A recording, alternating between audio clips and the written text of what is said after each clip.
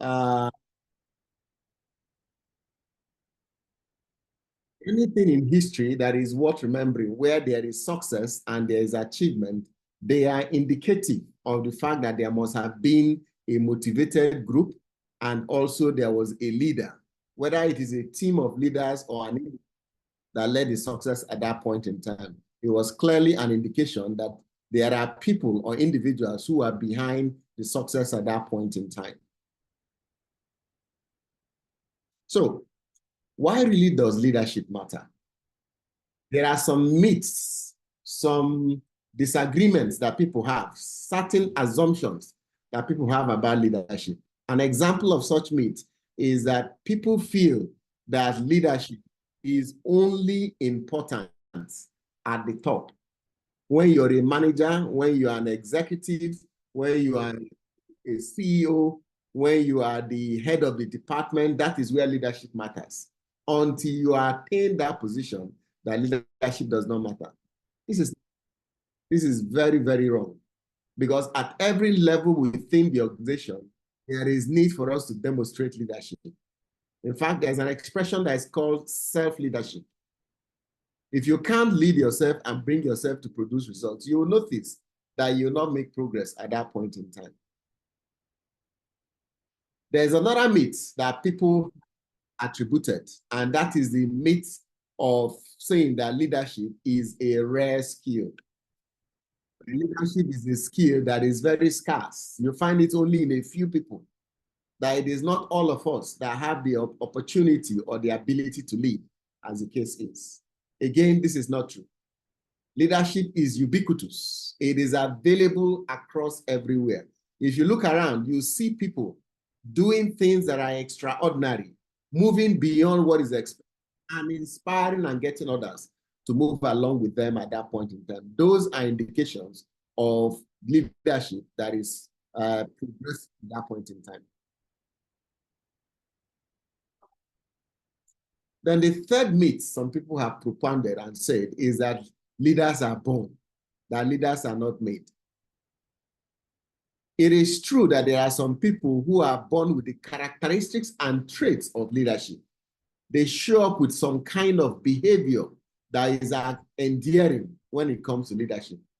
It does not mean that everyone must be born before they become leaders. There are some who have trained themselves, who have developed themselves based on what they have gone through in life. They have arrived at leadership positions and they are now qualified to lead, as the case is. So leadership is, from what we've said, leadership is not a rank, is not a title, right? It's not a position. It's not a something that you possess by means of your position, even though those who are in positions of authority are considered as leaders. People who are called heads of department are considered as leaders, but it is not the definition or guarantee of being a leader. Your title, your position confers power on you, but not necessarily leadership. You can be the head of a department, a good leader, or not leading well at that point in time. So leadership in its simplest form, by means of this conversation, leadership is strictly by our conversation here, leadership is the ability for you to influence others and the ability to get followers to follow you. So those two ends, you can influence and you can get leaders to follow you at that point in time, as the case is. So by means of this, it means that anybody who can influence others is a leader. Anybody who is able to get followers to follow him or her, that particular person is a leader. So imagine if you're able to influence and at the same time, you get people to follow you without a title, without a position, irrespective of where you are. At that point in time, we say you're leading with impact.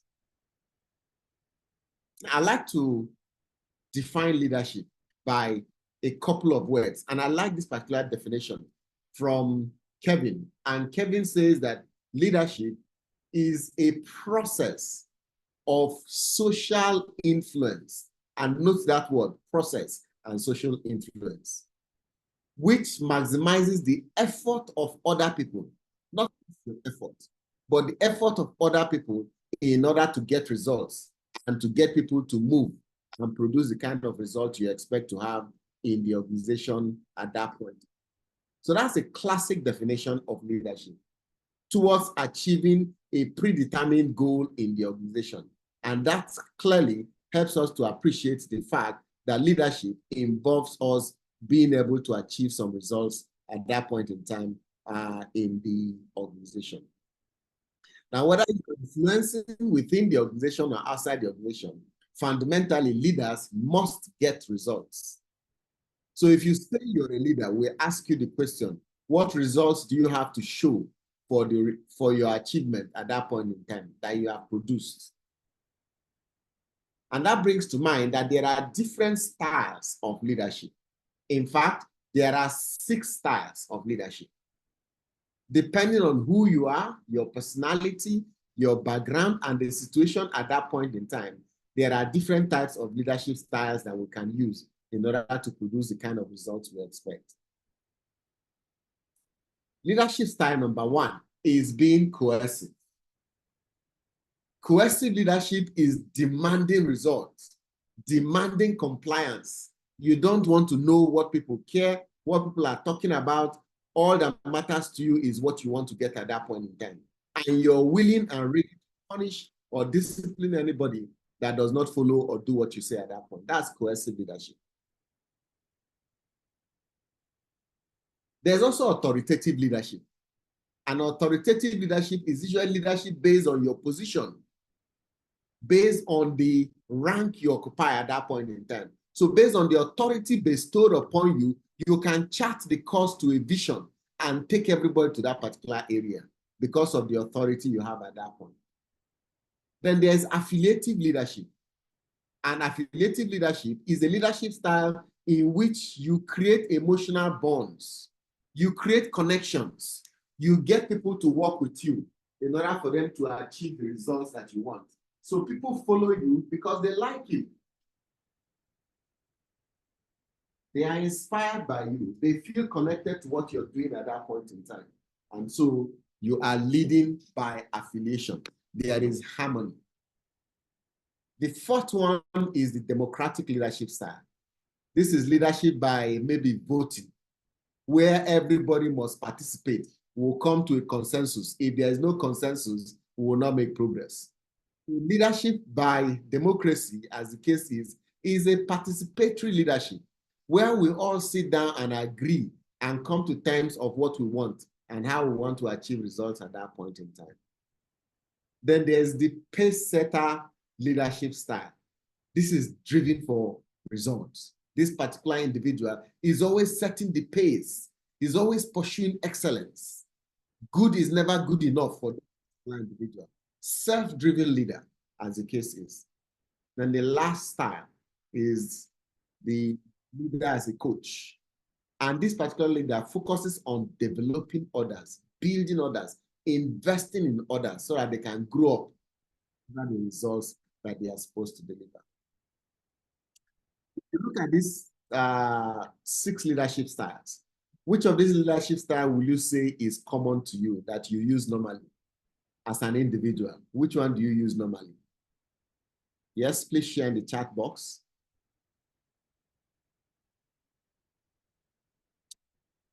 Which of these leadership styles do you feel is common to you that you use more often as a leader?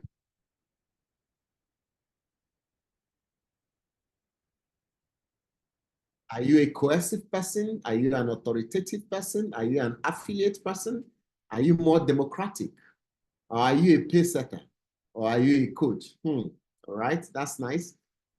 So this person has C and F, both affiliative and coaching. Beautiful.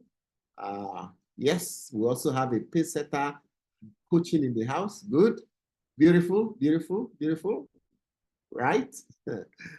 Affiliative and pace setter. Wonderful, wonderful. How come nobody is mentioning coercive and authoritative? Why are we shying away from those leadership styles? Interestingly, the cohesive leadership style has a day when you're supposed to use it. And it is when you need immediate action and the company is about to lose money. You use cohesive immediately. You don't waste time. You don't waste time trying to get people to consensus. The authoritative leadership style, on the other hand, you use it when the organization is going through a turnaround process and you need to maximize commitment of everybody in order to achieve the strategy. Thank you very much for, for sharing. Someone mentioned situational, all right? So situationally, you use any of these particular leadership style. But generally speaking, mastering authoritative, democratic, rights, alleviative, and also the coaching styles are usually the best ways to help you to create a climate of high impact when you're delivering results within your organization.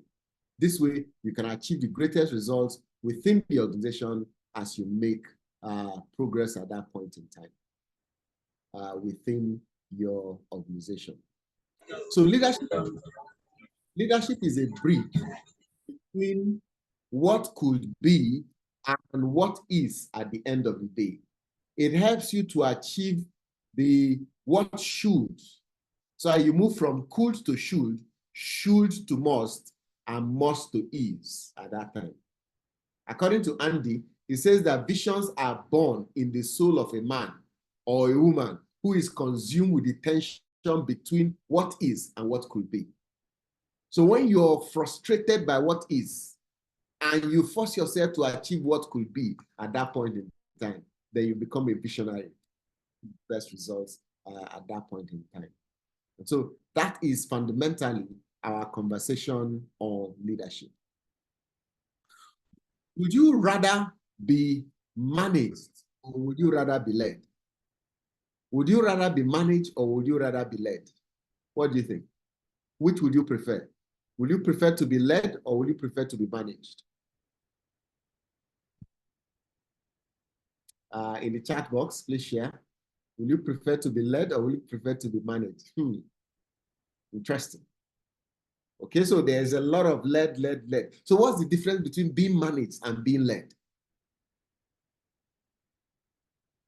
Management is the process of assuring that whatever program, whatever plan that the organization has put in place, that it will be implemented, irrespective of anything. Once you have put the plan in place, management is getting it done.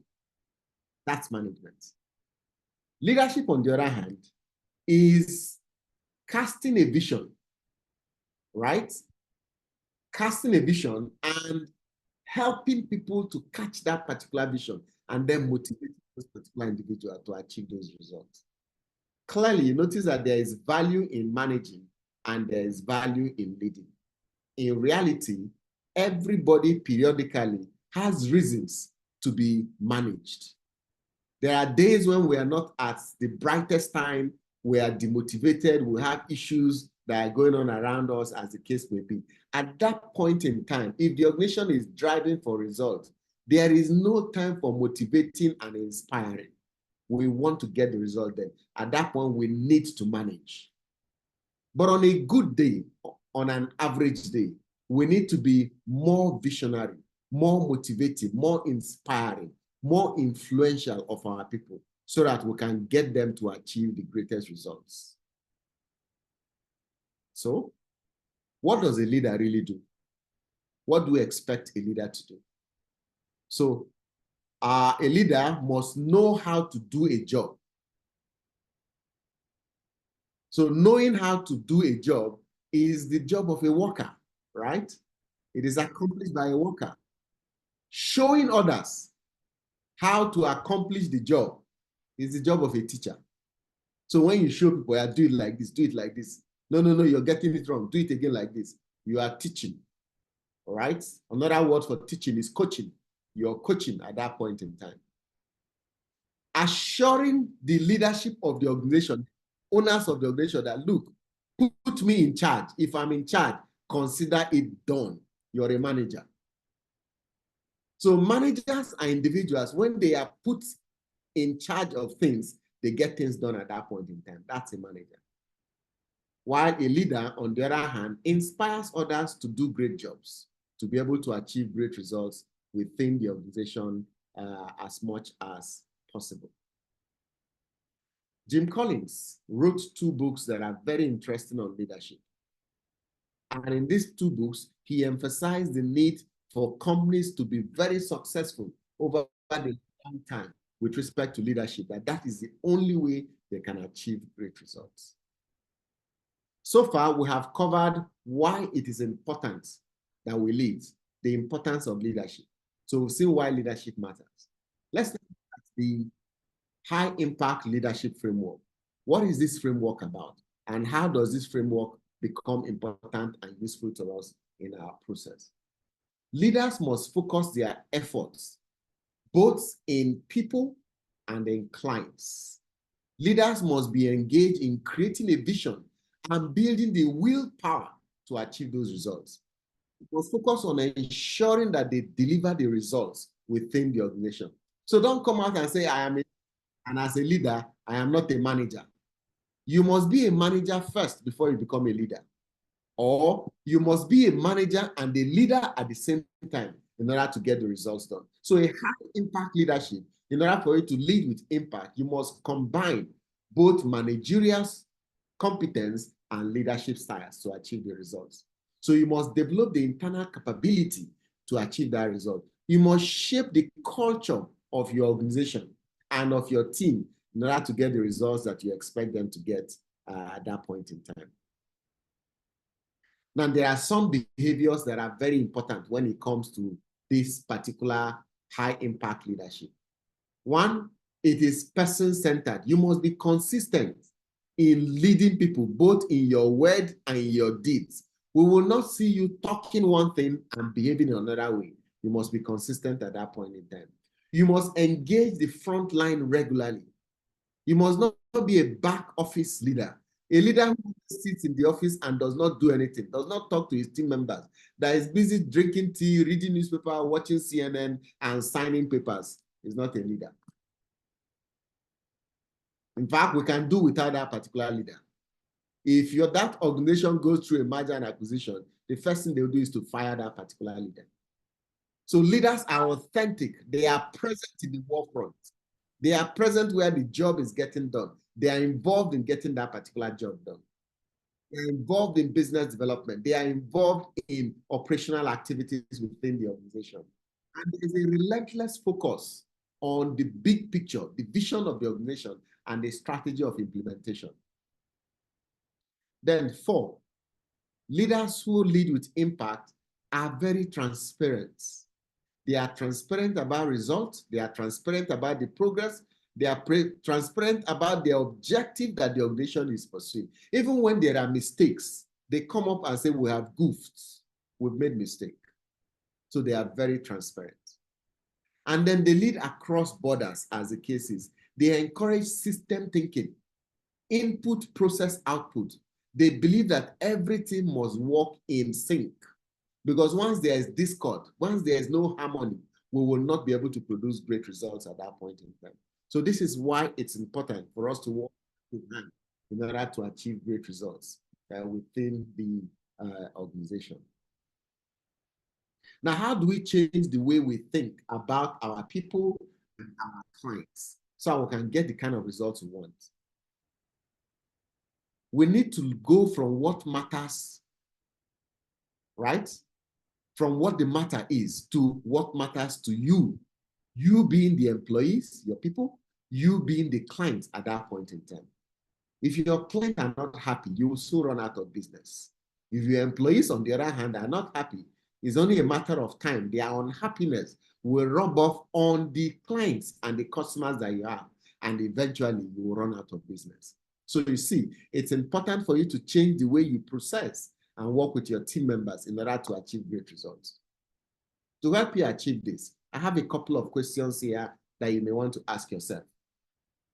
What will you do to ensure that people and the community or your clients are the center of everything you do, both in terms of engagement and in terms of ensuring that they are well served?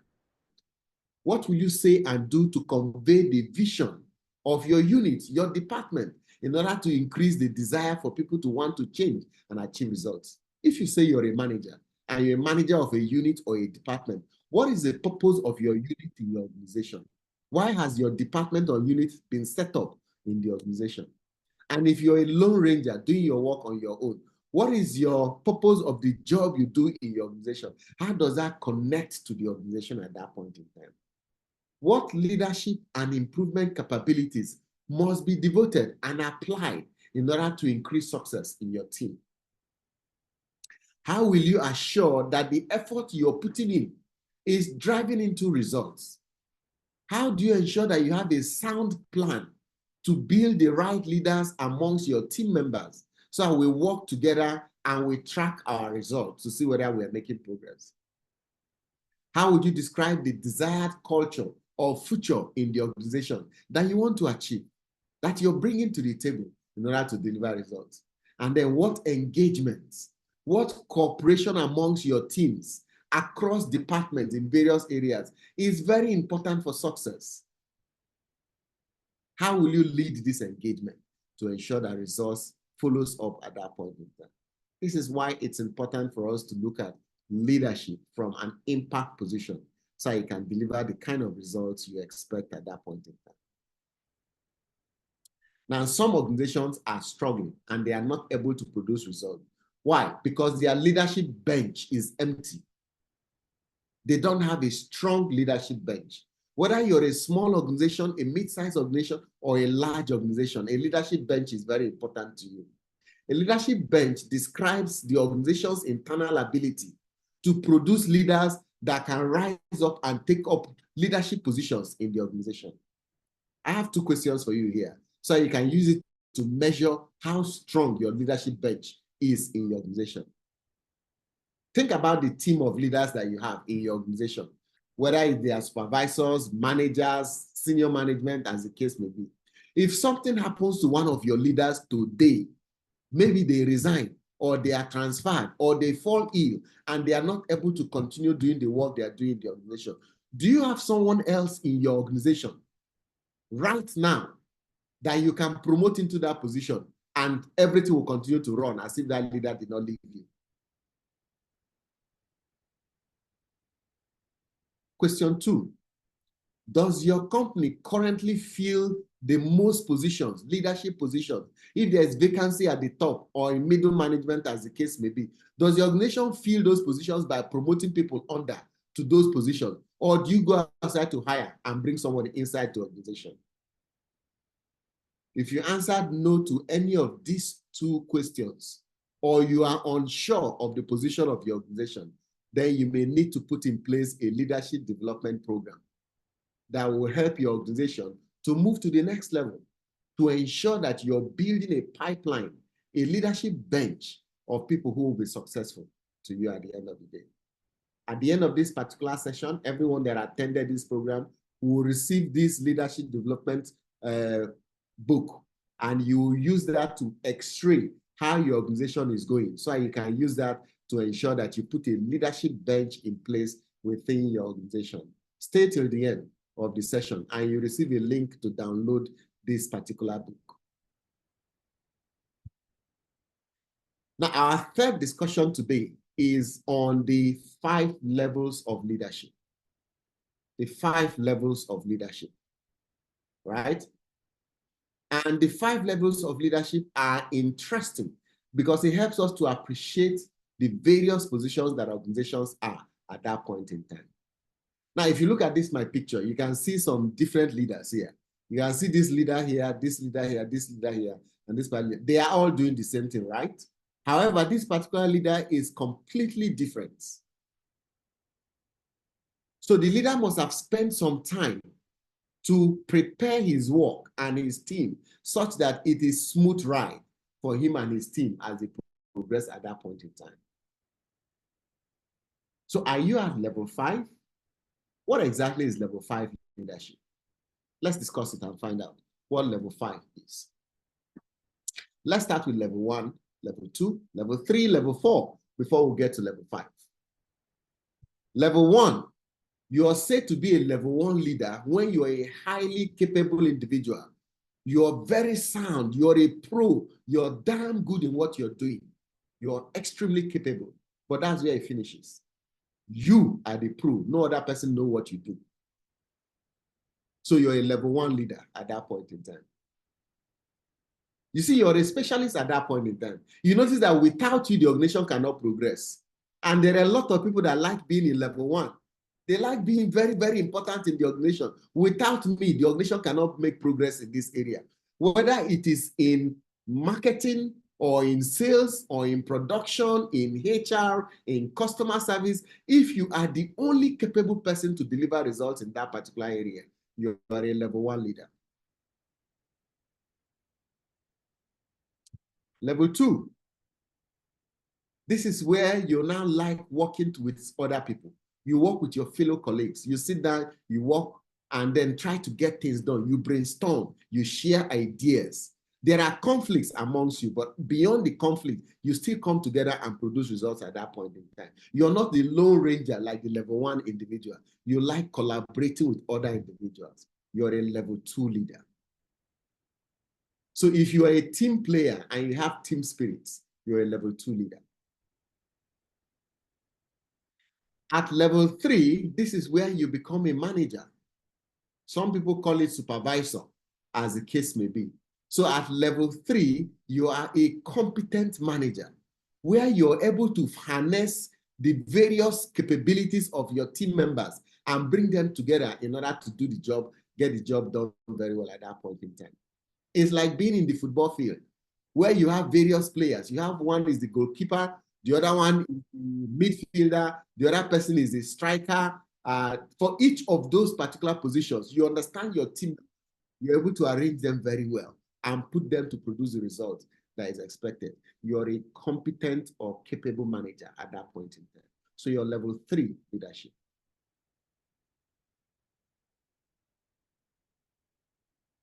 At level 4, you are an effective leader. This is where you're able to orchestrate various units. You can manage various games that are playing at the same time.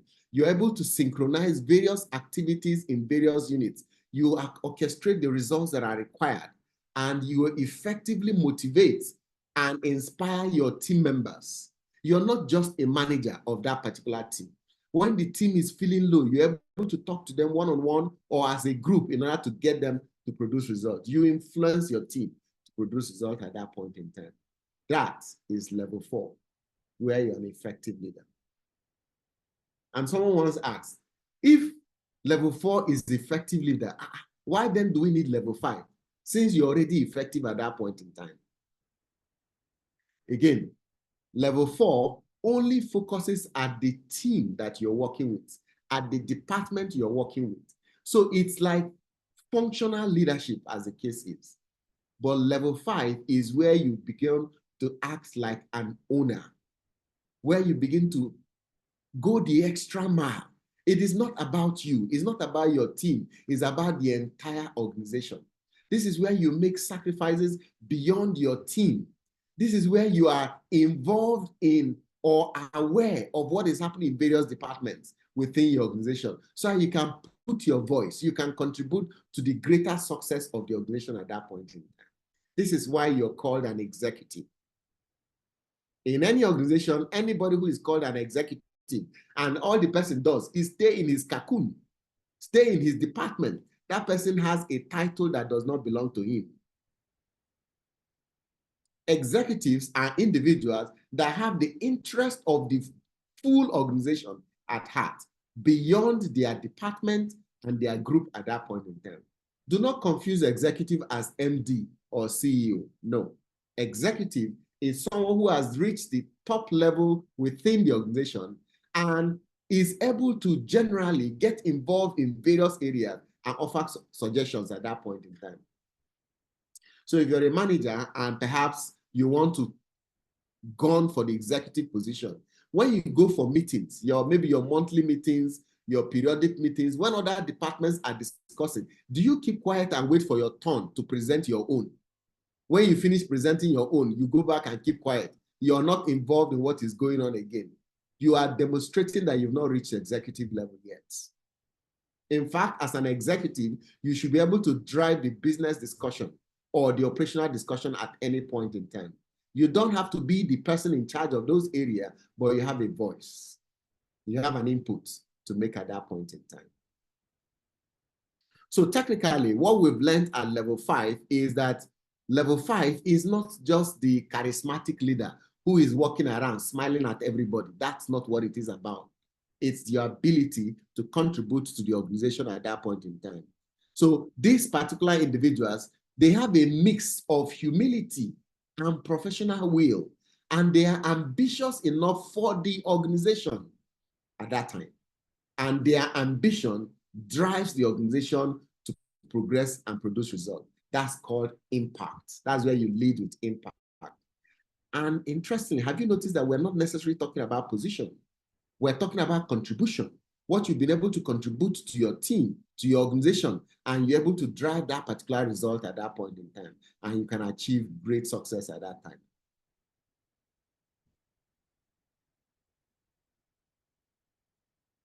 So, if anything goes bad in the organization, who do we blame?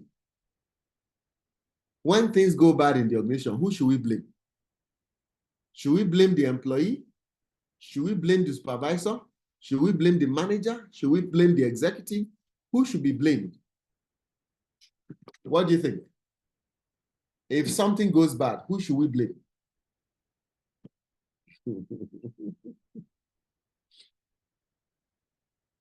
Yes, please respond. Where does the blame go to when something fails in the organization? Or let's call names. Let's call the name of the person whose KPI it is. Who was responsible for who they gave the task to. Let's call him out. He's the one that failed, as the case may be.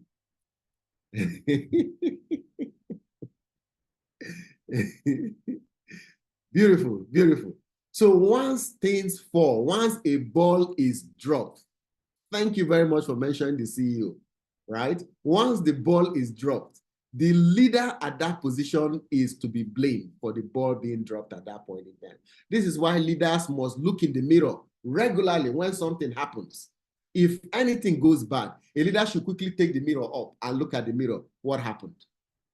What happened? Right? Where did I miss it? Did I overload the employee? Was I too harsh on the employee? In fact, sometimes leaders can over-inspire employees. You know, all these motivational speakers, they can motivate you into what you cannot do.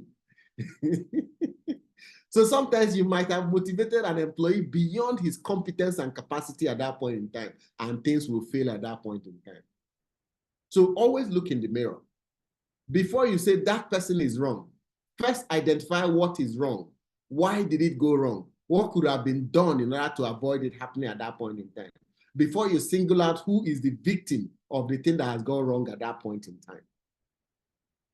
Now, on the flip side, when things go rightly and we are successful, who should we attribute success to? Now we blame the CEO, we blame the leader, we blame the manager, we blamed the level 5. What of when things go rightly and we are successful? Who should we attribute it to? Who should we blame? Who should we send it to once we have won, once there is success? So a leader must identify two things. A leader must identify two things. One, must identify the team that succeeded. That particular team needs to be celebrated.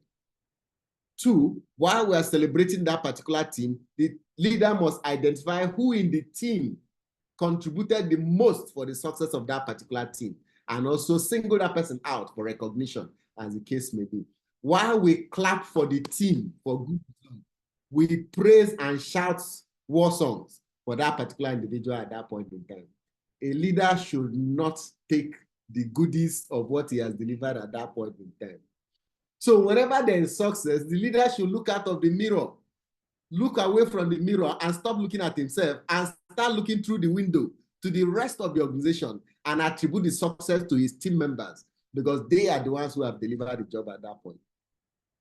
Remember your job as a leader. You are supposed to influence and get people to do the job.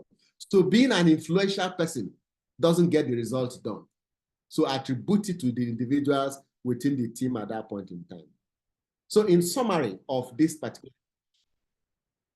for level 5, we need you to set up the success of your team and ensure that you have good successors within the organization.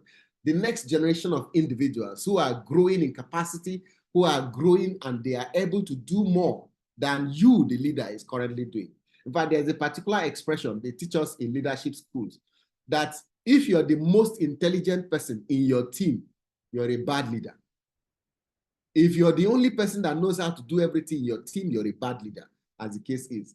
A good leader must make sure that at least one, if not everybody in the team, must know something more than he or she knows. So that way, the leader can learn and can advance the organization through the capacity within his team. But if you're the person that knows everything, then you are a one-man gang. You are not able to go beyond that particular place. In fact,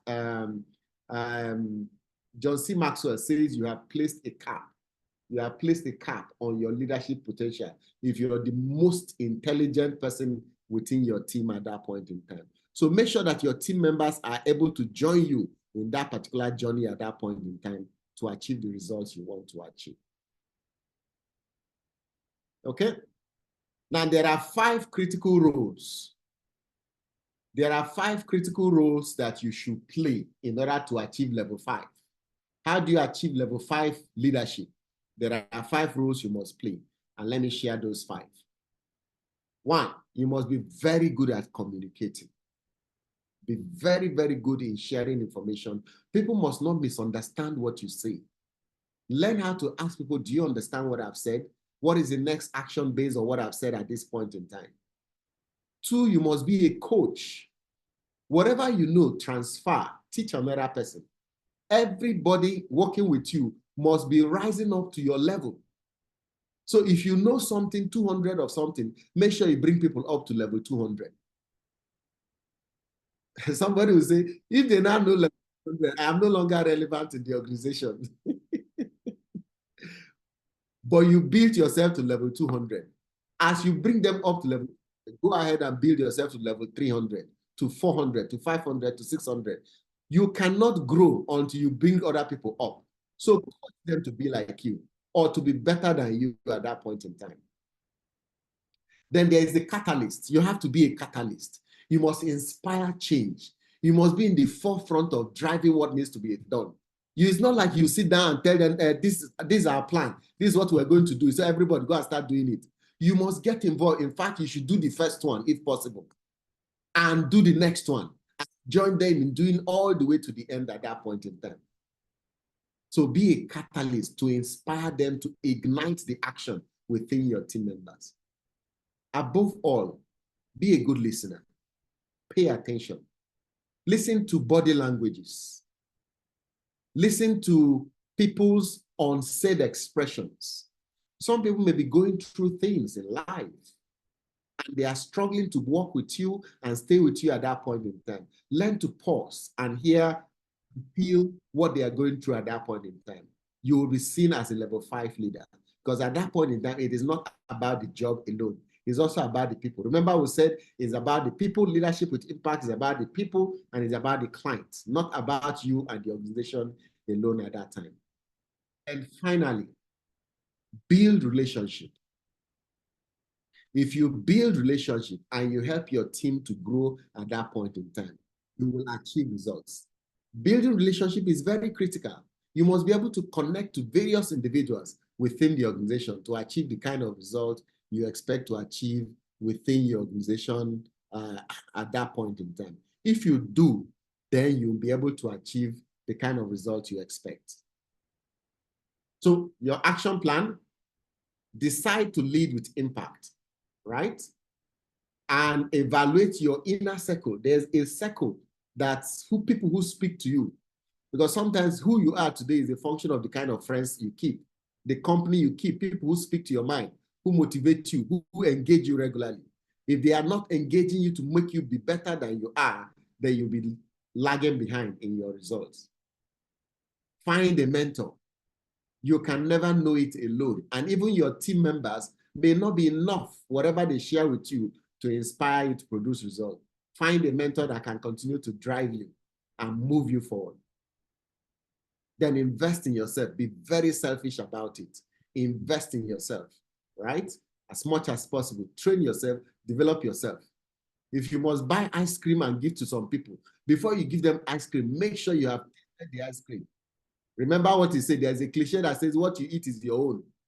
If you don't get to eat it, it will not come to you, as the case is. Don't be like some people who focus on helping other people, but they don't help themselves.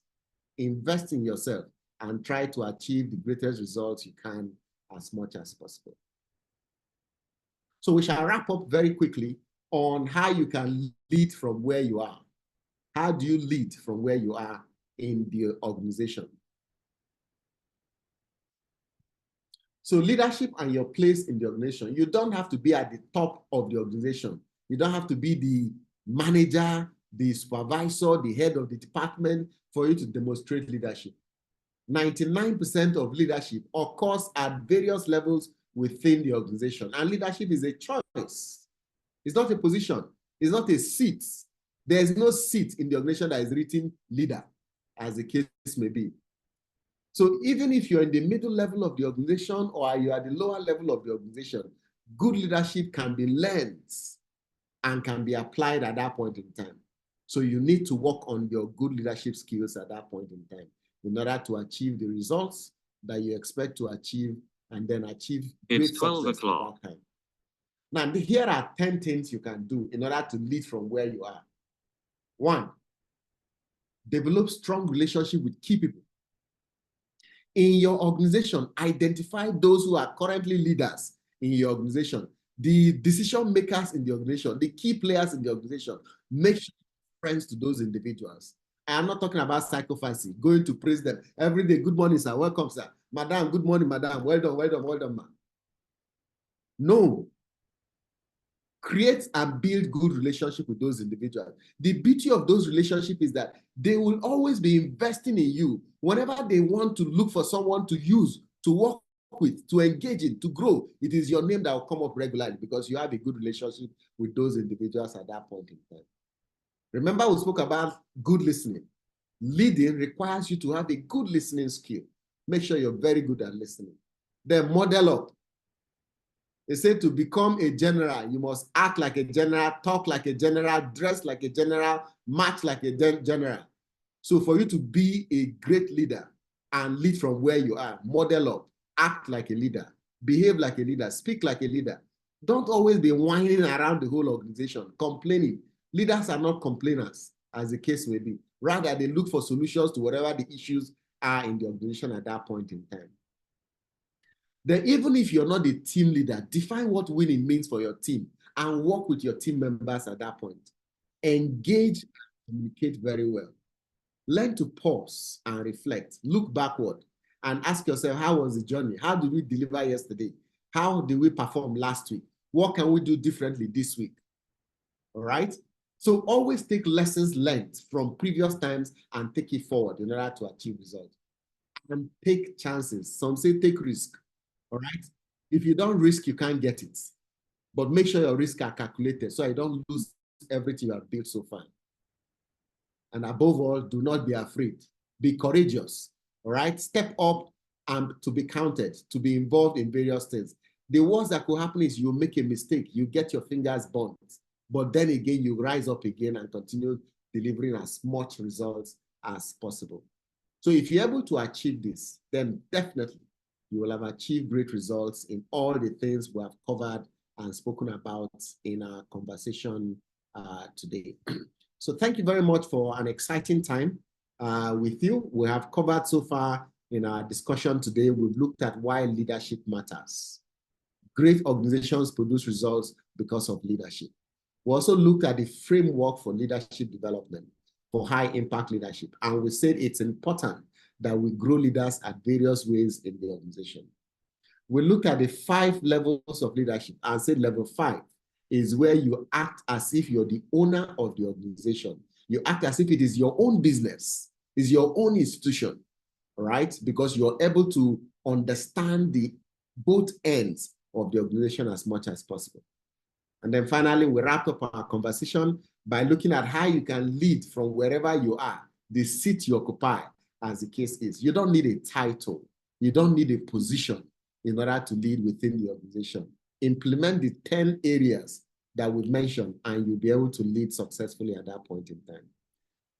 At this juncture, I will welcome your questions and then hand over to Jane for this conversation that we've had. But before we take the questions, feel free to give us some feedback on what you feel about our conversation. What do you think? How do you expect us to make improvements in this discussion? In the chat box, you will see this link. Please click on it or type it bit.ly in capital letters P4PECEF and give us feedback, right? Take a moment to give us feedback. It is said that feedback is the breakfast of champions. We would like to be champions so we can do better next time. Please give us feedback. And while you're providing the feedback, feel free to share questions, ask questions, and provide feedback and any other conversation you have at this time. Thank you very much.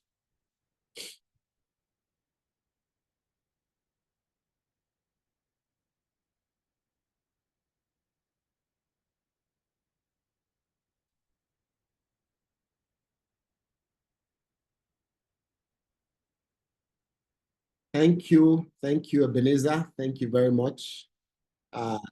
So any questions, comments, we can handle that at this point in time, all right?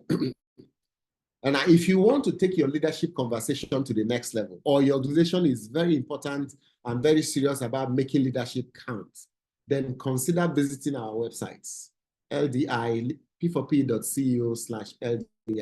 You can download the book I shared with you and also be able to access additional resources on the there are additional workshops you can engage in, high-stakes leadership, leading through crisis, agile leadership programs, and then change leadership program. Any one of these can assist you to achieve the greatest results that you want within the organization. Thank you very much. Thank you for your time. Thank you.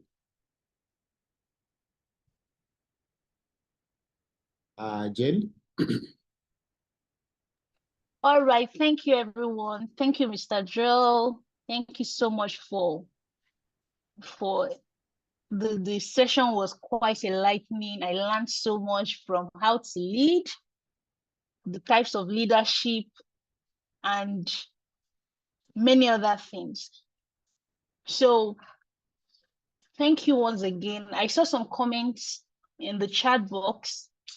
At the end of this webinar, we'll be sending the link to the recorded session. And as Mr. Joel said, he mentioned that we'll be sending the leadership book brochure.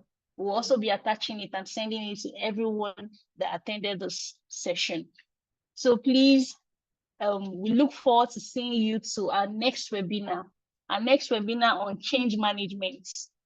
We'll send you the registration link. I think the registration link is on the chat box too. Please feel free to register. It is free. It is a 1-hour free session. So that is all. Thank you very much, everyone, for attending.